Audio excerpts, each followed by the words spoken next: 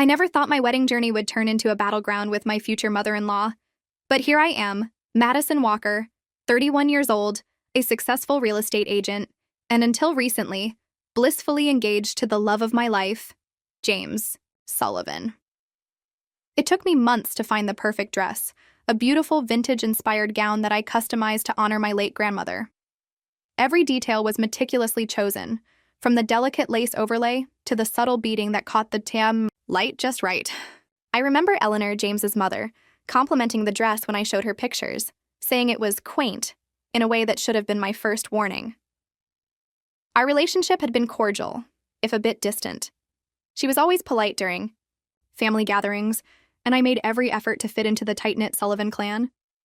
James had suggested storing the dress at his parents' suburban home instead of our small apartment in the city, where he might accidentally see it before the big day.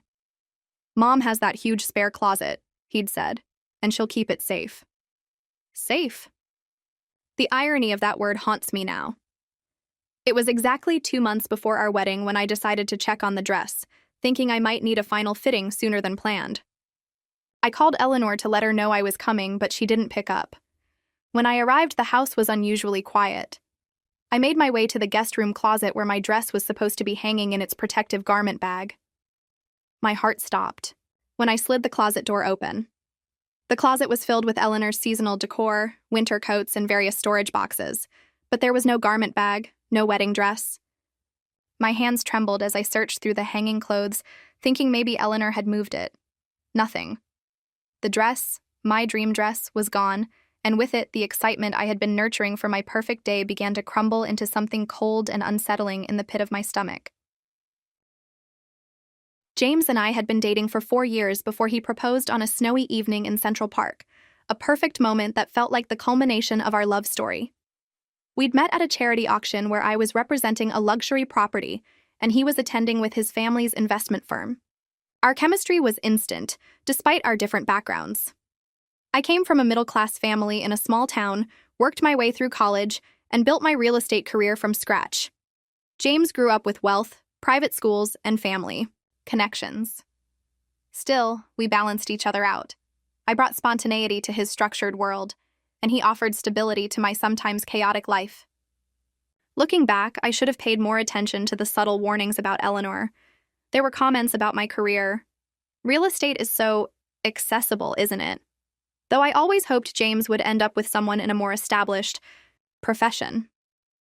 Critiques of my modest family background came disguised as curiosity. "And what did you say your father did before he retired?" followed by a thin-lipped smile when I mentioned his factory supervisor position. She'd rearrange dishes I'd prepared for family dinners, adding more garnish or salt while saying, "The Sullivans prefer a more refined flavor profile, dear." Each time, James would laugh it off. "That's just Mom being Mom. She's particular about everything." I accepted his explanations because I loved him and wanted his family to love me too. The wedding dress was special beyond its beauty. My grandmother had been my rock growing up, and she'd passed away just a year before James proposed. Her own 1950s wedding gown couldn't be altered to fit me, but I'd worked with a designer to create something that captured its essence while adding modern elements that felt uniquely mine. 6 months of planning, 3 fittings, countless hours poring over lace samples and beading patterns. It wasn't just a dress, but a connection to the woman who had shaped me. As I stood in Eleanor's guest room closet, my missing dress creating a void that seemed to expand with each passing second, I pulled out my phone with shaking hands and called Eleanor again. This time she answered, her voice overly cheerful. "Madison, darling, is everything all right?" When I asked about the dress, her response was vague, evasive. "Oh, that... Well, there's been a slight change of plans with the dress. Perhaps we should discuss this when James is back from his trip? I'm sure we can sort everything out." Her casual tone about something so important sent chills through me. Something was very wrong, and I was about to discover just how calculating my future mother-in-law could be. I couldn't wait for James to return from his business trip in 3 days. This needed to be addressed immediately. "Eleanor, I'm already at your house, and my wedding dress isn't where it should be. I need to know where it is right now." My voice was firmer than I'd ever used with her before, and the silence on the other end was telling. "I'm actually stepping into a lunch appointment, dear. Let's talk later," she replied, and hung up abruptly. I stood in her immaculate home, anger and anxiety building in equal measure. Instead of leaving, I decided to look around, thinking perhaps she'd moved the dress to her bedroom closet or another storage area. As I approached the study, I heard Eleanor's voice. Apparently, her lunch appointment was a phone call she'd taken in another room. "Yes, Rebecca, the alterations should be done by next week. The seamstress said the bodice needed to be taken in significantly. Madison is quite small-chested compared to you." My heart nearly stopped as I realized she was talking to James's sister about my dress. Without thinking, I pushed the door open. Eleanor's eyes widened in shock, her perfectly manicured hand still holding the phone to her ear. "I'll call you back," she murmured before ending the call. "Madison, I thought you'd left." The confrontation that followed revealed the ugly truth in painful increments. First came the denials. The dress was being cleaned. It was being safely stored elsewhere. Then, as I stood my ground, insisting on knowing the truth, the excuses. Rebecca had fallen in love with the dress when she saw the pictures. It suited her coloring better. The style was actually perfect for her upcoming engagement party. Finally, when I refused to accept any of her justifications, the brutal honesty emerged. "Frankly, Madison, Rebecca will wear it better. She has the Sullivan family figure, the Sullivan bearing. The dress deserves to be worn by someone who will truly do it justice." I felt physically ill, my chest tight and throat constricting as if I might suffocate under the weight of this betrayal. That dress was custom-made for me. "It represents my grandmother, my family traditions," I managed to say, my voice barely above a whisper. Eleanor waved her hand dismissively. "We'll get you another dress, something more suited to your background. Rebecca is family, Madison. You're still earning your place." I wanted to scream, to demand she return what was rightfully mine. But James was unreachable on his international flight, and I suddenly felt very alone in the Sullivan world. My hands were shaking so badly I could barely grab my purse, tears blurring my vision as I stammered, "James will hear about this." Eleanor's response haunts me still. "James understands family loyalty. I'm sure he'll see this was for the best." I drove away from Eleanor's house in a state of shock, tears streaming down my face, betrayed not just by Eleanor but by James's absence when I needed him most, wondering if I truly knew the family I was about to join, and if my fiancé would actually stand by me when he returned. James returned 3 days later, and I met him at our apartment with swollen eyes and a broken heart. "Babe, what happened? You sounded terrible on the phone," he said, dropping his suitcase to wrap me in his arms. I poured everything out. The missing dress, his mother's admission, the cruel comments about my body and background, how the dress that honored my grandmother was now being altered for his sister. I expected outrage on my behalf, promises to make it right. Instead, his response left me cold. Mom mentioned something about a dress situation, but I thought she was exaggerating. "Look, I know you love that dress, but isn't this something we can work around? It's only fabric, right? We can find you something even better." Only fabric. Those words cut deeper than any insult Eleanor had thrown my way. "It's not just fabric, James. It represented my connection to my grandmother. Your mother deliberately took something precious to me and gave it to your sister because she decided Rebecca deserved it more. Can't you see how wrong that is?" What followed was our worst argument to date. James, caught between his fiancée and his mother, tried to minimize the situation rather than address the actual problem. Mom's always been particular about family.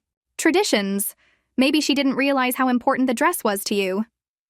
When I pointed out that I'd explicitly explained its significance multiple times, he shifted to defense. "You know how she gets about Rebecca. Ever since Dad died, she's been extra protective of her. Can't we just move past this? For me?" His inability to stand up to his mother revealed a weakness I'd never noticed before, one that made me question our future together. My best friend Zoe became my sanctuary during this time. "This isn't about a dress anymore, Mads," she said over emergency margaritas at our favorite bar. "This is about respect and boundaries. If James won't establish them, now, he never will." Meanwhile, Eleanor was busy controlling the narrative within the Sullivan family. James's cousins, aunts, and uncles began treating me differently at a family dinner the following weekend. I overheard his Aunt Martha whispering, "Eleanor says she's making such a fuss over a dress. So materialistic. not understanding of family traditions at all. Eleanor had successfully painted me as the villain, the outsider who didn't respect Sullivan ways, while she was the matriarch preserving family legacy.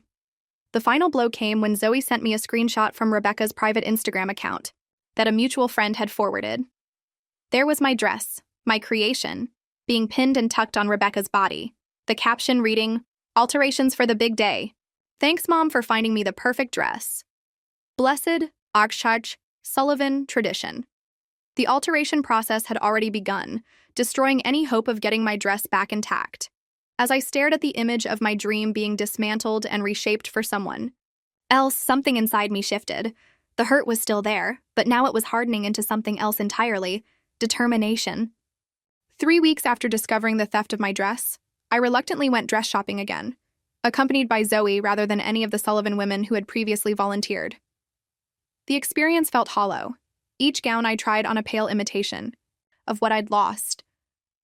"This one's beautiful on you, Mads," Zoe encouraged as I stood listlessly in front of a mirror wearing a perfectly fine but emotionally empty white dress. The bridal boutique, Elysium Bridal, was one of the most exclusive in the city, but even their finest offerings couldn't reignite the joy I'd felt with my original dress. As I was about to change back into my clothes, deciding to continue the search another day, a familiar laugh cut through the ambient music of the store. Through the partially open fitting room curtain, I could see Eleanor and Rebecca entering the store, their arms linked in casual conspiracy. I quickly closed the curtain, whispering to Zoe what was happening as my heart raced with anxiety and fresh anger. "Let's go before they see us," I pleaded, but before we could make our escape, they were escorted to a sitting area just outside my fitting room. The thin walls did nothing to muffle their conversation. "The Hamilton estate confirmed they have June 17th available," Eleanor was saying, her voice brimming with satisfaction. "Your father proposed to me on those grounds, you know. We've always said a Sullivan should be married there." Rebecca's excited response made my blood run cold. "It's perfect, Mom. I can't believe Madison wanted that tacky vineyard instead. Hamilton is the Sullivan family dream venue." Eleanor's reply was the final twist of the knife. "Hamilton has always been for someone who truly carries the Sullivan legacy. You deserve it more than she ever could." I stood frozen in the fitting room, the overpriced dress suddenly suffocating me as the truth crystallized. Eleanor had never intended to welcome me into her family. I was an intruder to be tolerated, not a daughter to be embraced. The dress hadn't been an isolated incident, but part of a larger pattern of ensuring I knew my place, always on the outside. As I changed back into my clothes with trembling hands, another piece of information registered. They hadn't actually booked Hamilton Estate yet. They were planning to, saving for it as some sort of family tradition, but it wasn't secured. A voice in my head that sounded suspiciously like my grandmother's whispered, "Sometimes you need to stop turning the other cheek and stand up for yourself, Maddie girl." In that moment, staring at my tear-stained face in the fitting room mirror, a decision crystallized.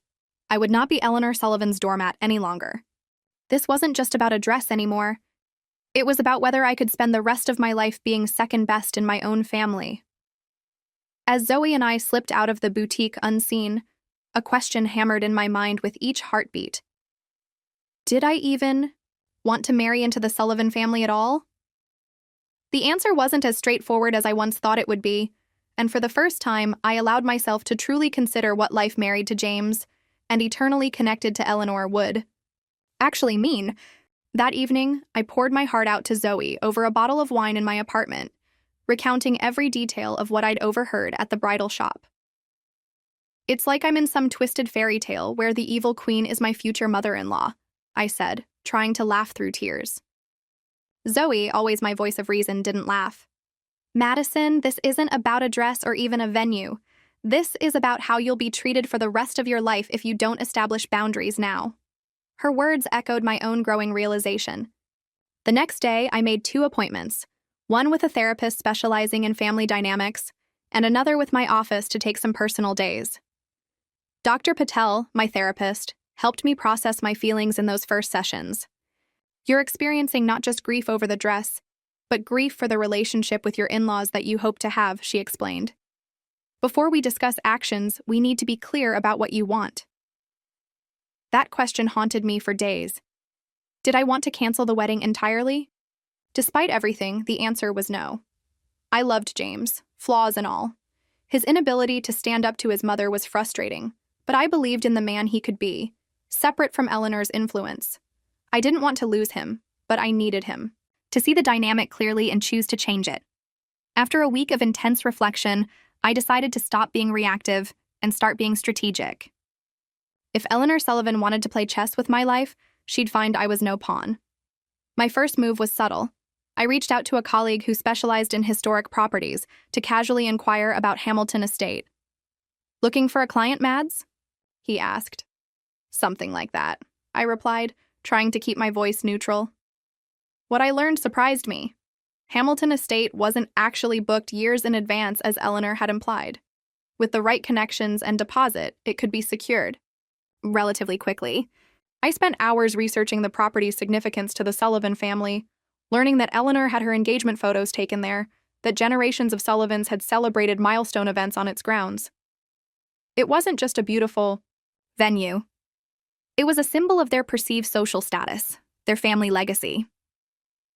As I dug deeper, an unexpected email arrived from my grandmother's estate lawyer. The small inheritance she'd left me, which I'd planned to receive in installments, could be accessed in full immediately due to some paperwork resolution. It wasn't a fortune, but combined with my savings, it was enough for what I was considering. I sat on my balcony that night, looking out at the city lights, weighing the decision before me. Would securing Hamilton Estate be petty revenge or a necessary stand? Was I becoming as manipulative as Eleanor? Then I remembered Rebecca wearing my dress, the one created to honor my grandmother's memory, and Eleanor's dismissive words, "You're still earning your place." No, this wasn't about revenge. This was about refusing to start my marriage from a position of weakness, about showing the Sullivan family that I wouldn't be pushed aside or diminished. The next morning, I made the call to Hamilton Estate to schedule a private appointment, a strange calm settling over me as I took the first step toward reclaiming my self-respect. The Hamilton Estate was even more impressive in person than in photos, a sprawling mansion with immaculate gardens and a breathtaking view of the surrounding countryside. As the venue director, Mrs. Harrington, led me through the grand ballroom, with its crystal chandeliers and floor-to-ceiling windows, I could understand why Eleanor considered it the pinnacle of wedding locations. "We typically book 18 months in advance, but we've had a cancellation for May through July this year," Mrs. Harrington explained, her tailored suit and crisp English accent adding to the estate's aura of exclusivity. Drawing on all my real estate negotiation skills, I maintained a professional demeanor despite my racing heart. "I understand the Sullivan family has expressed interest in your venue. They're actually my future in-laws," I said, watching her expression carefully. "Ah, yes. Eleanor Sullivan has toured several times. Lovely woman, very particular about details." Of course she was. I took a deep breath and continued. "I'd like to book the estate for June 17th, and I'm prepared to make a substantial deposit today to secure exclusive rights for a 3-month period surrounding that date." Mrs. Harrington's eyebrows raised slightly at the unusual request, but business was business. By the end of our 2-hour meeting, I had negotiated terms that would make any real estate agent proud. Exclusive booking rights for the estate from May through July, a non-refundable deposit that made my bank account wince but my spine straighten with resolve, and absolute confidentiality regarding the arrangement. As I drove home, a strange mixture of emotions swirled within me. Guilt for the secrecy, anxiety about James's reaction, but predominantly, a growing sense of empowerment that had been missing since the dress incident. Meanwhile, I channeled my wedding planning energy in new directions.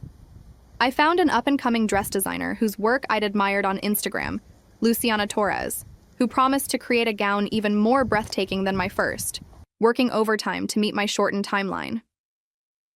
"When you told me what happened, I knew I had to help," Luciana said during our first consultation. "No bride should have her dream stolen." James had noticed my emotional distance in the weeks following the dress incident, but attributed it to lingering hurt rather than active planning. He made sweet but insufficient gestures to make amends, bringing home my favorite desserts, suggesting weekend getaways, even offering to help me look for a new dress. During a rare quiet dinner at home, I finally addressed the elephant in the room. "James, we need to talk about your mother's behavior and what it means for our future," I said, setting down my fork and meeting his eyes directly. It's not just about the dress anymore. It's about respect, boundaries, and what kind of family we want to build together. For the first time, I detailed the pattern of subtle put-downs, the constant comparison to Rebecca, the comments about my background and appearance that he'd never seemed to notice. I love you, James. But I can't spend my life being treated as less than by your mother, and I can't be with someone who won't stand with me when it matters. It was the most honest conversation we'd ever had, raw and uncomfortable, but necessary. To his credit, James listened. Really listened, without jumping to his mother's defense. I knew Mom could be difficult, but I never realized how calculated it was, he admitted, running his hands through his hair in distress. I always thought, you were just being sensitive about some of her comments. I'm so sorry, Mads. He agreed to attend pre-marriage counseling, a step he'd previously dismissed as unnecessary, and promised to speak with Eleanor about respecting boundaries. I believed his intentions were genuine, even if his follow-through remained to be seen. 2 days later, as James was in the shower, his phone pinged with an email notification. I normally wouldn't look, but the subject line caught my eye. Hamilton Estate booking confirmation. My own confirmation had arrived, making the plan officially in motion. There was no turning back now. The evening of Eleanor's formal engagement announcement party for Rebecca arrived with perfect dramatic timing, just 3 days after I'd received final confirmation that Hamilton Estate was secured in my name. The Sullivan family home was decorated, lavishly, crystal glasses catching the light as servers circulated with champagne and hors d'oeuvres.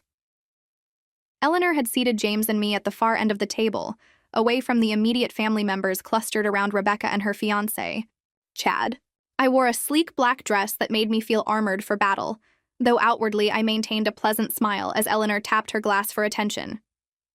We're so blessed to celebrate Rebecca and Chad's journey toward marriage, she announced, her voice warm with genuine affection I'd never heard directed at me. And we're thrilled to share that we've almost finalized arrangements for the perfect venue. The Hamilton Estate, where Sullivan family history runs deep, will be the setting for Rebecca's dream wedding this summer. Murmurs of approval circulated the table as various aunts and uncles nodded appreciatively.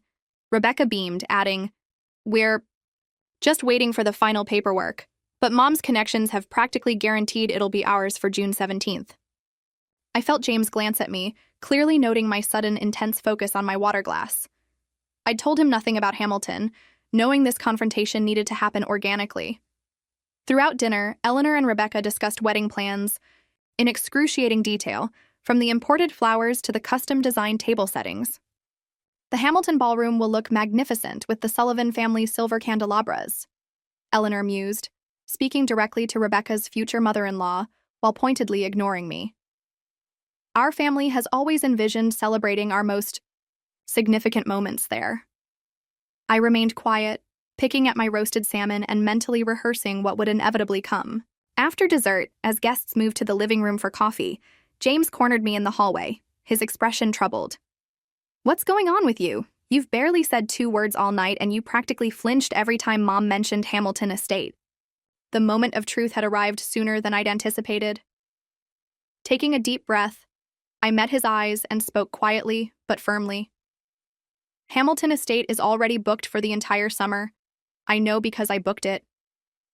The shock on his face would have been comical in any other situation. "You did what?" he hissed, pulling me into Eleanor's empty study for privacy. "Why would you do that? How could you do that to my sister?"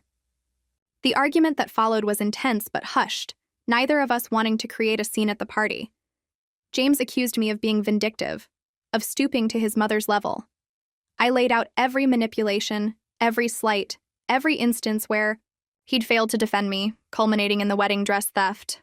"Your mother took something irreplaceable from me, something with deep personal meaning, and gave it to Rebecca because she decided your sister deserved it more. She's been telling me I don't belong in your family since the day we got engaged. This isn't about revenge, James.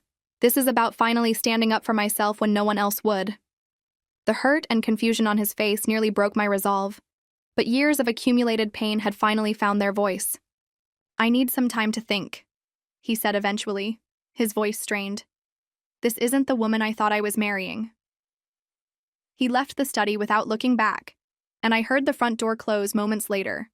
I sat alone in Eleanor's impeccable study, surrounded by framed Sullivan family photos in which I appeared in none, wondering if I'd just destroyed my relationship in my attempt to save my dignity.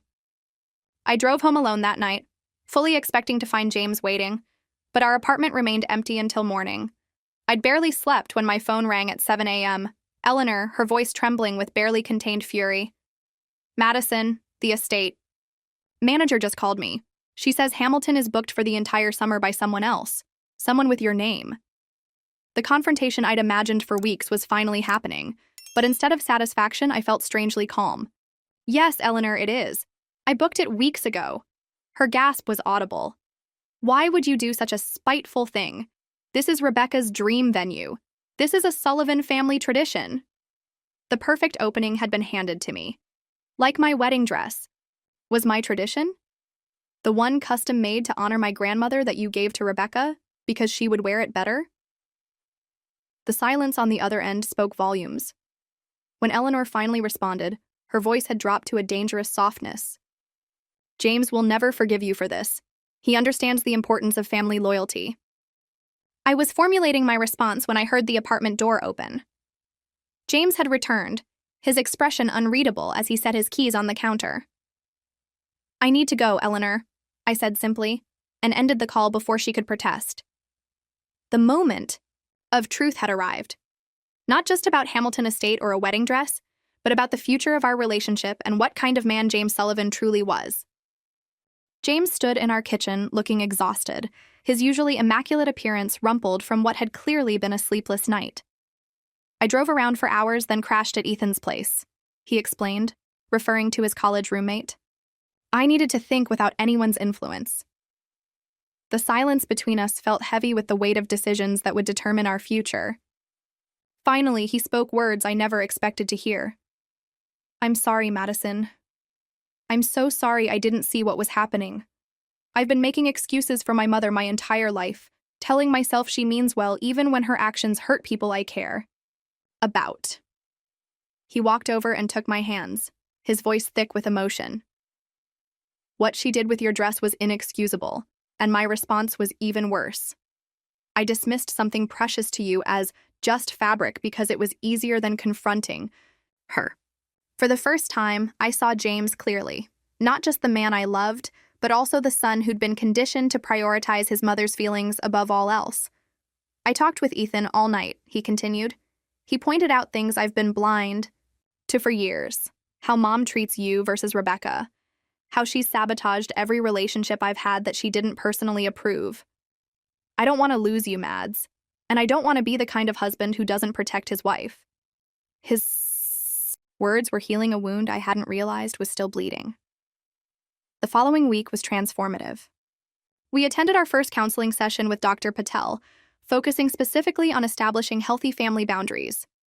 James finally confronted Eleanor about the dress, demanding its return despite knowing it was too late. The alterations had rendered it unrecognizable, transformed to fit Rebecca's significantly different proportions and style preferences. When Eleanor tried to minimize her actions, James stood firm. "What you did was theft, Mom. You took something that didn't belong to you, something with deep sentimental value, and gave it away without permission. I can't allow you to treat Madison this way anymore." Eleanor's shocked expression would have been satisfying if the situation weren't so painful. James and I made a decision that felt both perfect and empowering. We would hold a small, intimate ceremony at Hamilton Estate before Rebecca's planned date, with just our closest friends and my family in attendance. "The estate is yours legally for those months," James acknowledged. "But I don't want our wedding to be about getting back at my mother. I want it to be about us starting our life together on our terms." His growth in those weeks was remarkable, a man emerging from his mother's shadow to stand as my partner in the truest sense. Eleanor, realizing she couldn't change the Hamilton situation, attempted reconciliation in her own limited way. She invited me to lunch at her country club, where she offered what passed for an apology in Eleanor speak. "Perhaps I acted hastily with the dress situation. I've ordered a selection of designer gowns for you to consider instead." When I politely declined, explaining I'd already commissioned a new dress, she pressed on. "About Hamilton Estate, surely we can reach some compromise. Rebecca has her heart set on a June wedding there." I met her gaze steadily, newfound confidence flowing through me. James and I will be having a small ceremony there on June 1st. After that, we'd be happy to include Rebecca's wedding in our booking, as our gift to her. Eleanor's expression cycled through shock, calculation, and finally reluctant acceptance. She recognized the shift in power dynamics but couldn't resist one parting shot. "I suppose I underestimated you, Madison. You're more Sullivan than I thought." I smiled genuinely for the first time in her presence. "No, Eleanor. I'm 100% Madison Walker, and it's time everyone remembered that." Our ceremony at Hamilton Estate was everything I'd dreamed of, but not in the way I'd originally imagined. 15 guests instead of 200. Luciana's stunning creation, a sleek, modern gown that honored my style rather than trying to recreate the past. My father walking me down the aisle to where James waited, his eyes filled with tears and pride. Zoe as my only bridesmaid, holding a bouquet that included my grandmother's favorite flowers. We exchanged vows under the estate's ancient oak tree, promising not just love and fidelity, but partnership and mutual respect. Eleanor attended, maintaining a dignified silence throughout the ceremony. Her gift to us a set of silver candlesticks that had belonged to James's grandfather, a small but significant acknowledgement of my place in the family. After our honeymoon, we formally transferred the remaining Hamilton Estate dates to Rebecca, but with clear written terms establishing that it was our gift to her, not Eleanor's arrangement. It was petty, perhaps, but necessary. A tangible reminder that our marriage would begin with boundaries firmly in place. The look on Rebecca's face when she realized I held the power to grant or deny her dream venue was quickly replaced by genuine gratitude when she understood we weren't going to stand in her way. "Thank you," she said simply, and for the first time, I felt something approaching sisterly connection between us. The dress situation remained a painful memory, but I'd found something more valuable than fabric and lace: my voice, my boundaries, and a husband who finally understood how to honor both. 1 year has passed since our wedding day at Hamilton Estate, and I'm sitting on our apartment balcony watching the sunset paint the city in gold and pink hues, reflecting on how much has changed. The woman I was before the wedding dress incident feels like a different person sometimes, someone who constantly sought approval, who swallowed hurt feelings to keep peace, who believed loving someone meant accepting mistreatment from their family. Today's Madison Walker Sullivan stands much taller, with boundaries clear as the horizon line stretching before me. My relationship with James has deepened in ways I couldn't have imagined during those painful months of conflict. The pre-marriage counseling we started during the crisis has become a regular practice for us, a monthly tune-up to ensure we're communicating effectively and supporting each other's growth. James has blossomed away from his mother's manipulative influence, discovering his own values and voice.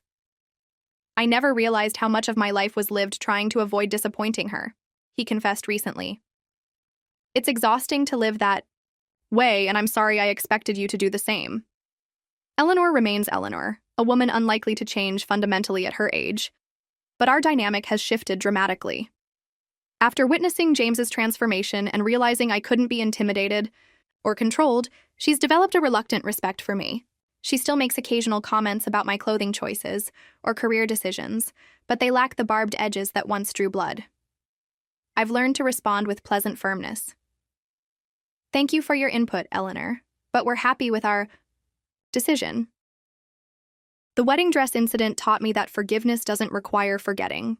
I've forgiven Eleanor not for her sake, but for mine. Carrying bitterness would only poison my own happiness. Yet forgiveness doesn't mean unlimited access or influence in our lives.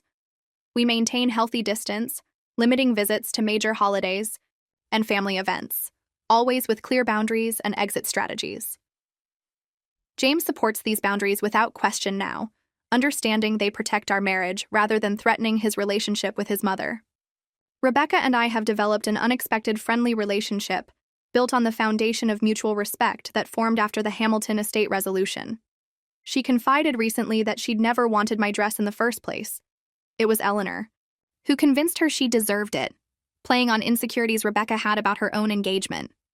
"Mom has always pitted us against each other," she admitted during a rare sister-in-law lunch. "I'm sorry I participated in that." This spring brought joyful news.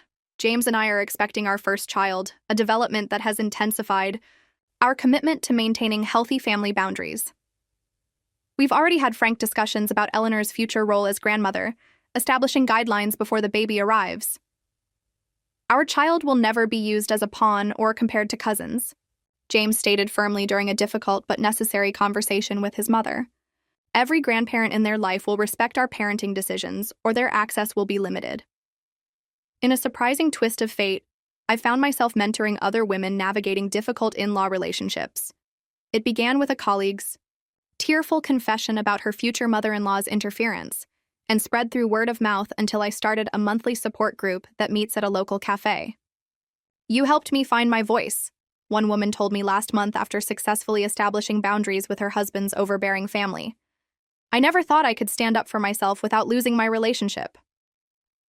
I kept a small square of fabric from my original wedding dress, a piece the seamstress had removed during Rebecca's alterations, and thoughtfully saved for me. It sits framed on my bedside table not as a reminder of what I lost, but as a symbol of what I gained. The strength to advocate for myself, the wisdom to recognize when relationships are unhealthy, and the courage to establish boundaries even when it's frightening.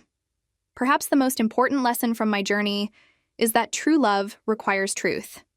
James and I had to face uncomfortable realities about his family dynamics, my conflict avoidance tendencies, and what kind of marriage we wanted to build. Only by confronting these truths head-on could we create something authentic and strong enough to withstand future challenges. If you've ever found yourself diminished by someone else's agenda, questioned your worth because of another's criticism, or swallowed your needs to keep peace, know that you deserve better. Standing up for yourself isn't selfish. It's necessary for genuine relationships to flourish. Your voice matters. Your boundaries deserve respect. And sometimes the most loving thing you can do for yourself and others is to say, "This is not acceptable to me."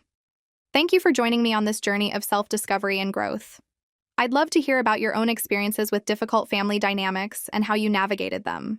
Have you ever had to establish tough boundaries with in-laws or family members? What helped you find your voice in challenging relationships? Please share your stories in the comments below, and don't forget to subscribe for more real-life journeys of transformation. Remember, the path to self-respect may begin with a painful moment, like losing a treasured wedding dress, but it can lead to gaining something far more valuable: the unshakable knowledge of your own worth.